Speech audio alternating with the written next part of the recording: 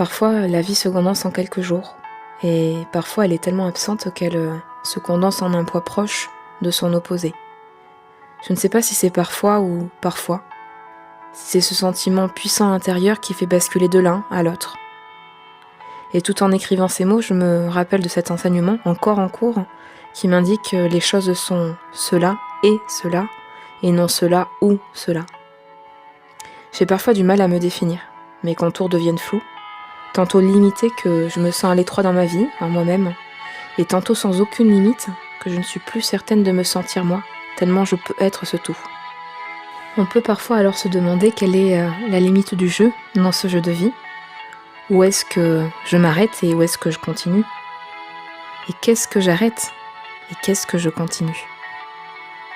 Parfois, notre mental tourne dans cette boucle infinie, en menant avec lui une valse d'émotions. La danse de la vie nous invite alors à revenir dans son corps, pour chercher peut-être ce second souffle, ce troisième souffle, qui nous permettrait de continuer à danser, ou de revenir dans son corps pour revenir à un rythme plus calme, et peut-être même arrêter un moment la danse, pour reprendre son souffle. Au final, notre corps nous limite dans le nous physique et nous aide dans le déploiement de ce jeu énergétique.